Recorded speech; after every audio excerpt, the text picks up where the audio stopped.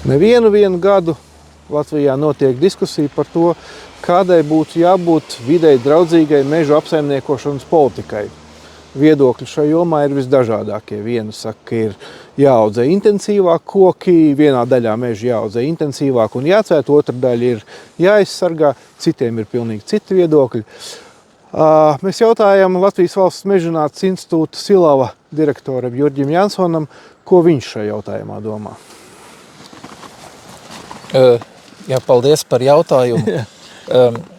Kamēr cilvēki dzīvos Latvijā un būs demokrātiska iekārta un cilvēki varēs izteikties un atkarībā no tā, cik viņi prasmīgi izteiksies un aktīvi viņi nopelnīs tur tādu vai citu naudiņu, tikmēr diskusija vienmēr būs un nekad nebūs atbilde par to, vai tas, ko mēs Latvijā darām, ir vai nav dabai videi draudzīgi, vai mežsaimniecība ir draudzīga, lauksaimniecība, zvejniecība vai citas lauku nozars, jeb zemkopības nozars, tā kā tā būtu tāda diezgan spekulatīva pieeja.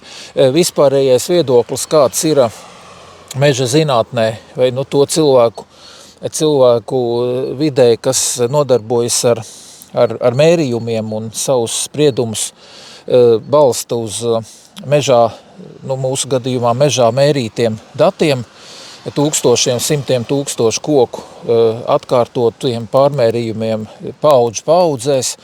Mēs teiktu, ka Latvijas mežsaimniecība ir viena no draudzīgākajām, dabai draudzīgākajām sistēmām, kāda ir iespējama vispār ar nelielām cirsmām, kuras tiek atjaunotas ar mūsu vietējo koku sugu pēcnācējiem, protams, mēģinot uzlabot šo koku kvalitāti un ražību caur meža selekcijas procesu. Mēs varētu uzdot retorisku jautājumu pašai dabai.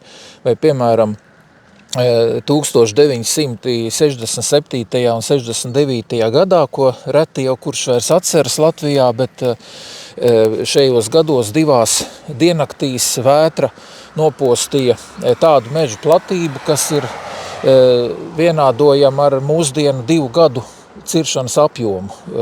Un mēs varam dabai pašai pajautāt, vai viņi bija draudzīgi vai nebija tajā reizē, vai 2005. gadā, kad bija nākošā ievērojamā vētra. Dabas māte droši vien teiktu, tā ir parasta lieta, un tādas vētras un vēju un dziļi sniegi pa laikam atnāk un atnāks.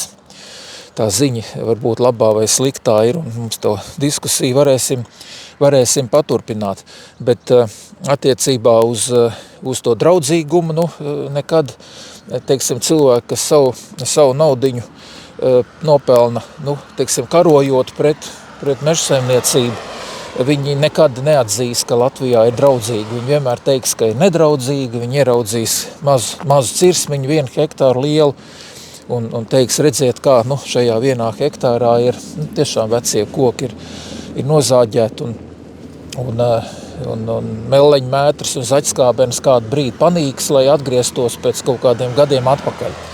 Tā kā tas tāds viedoklis vispārējais varbūt no manas puses.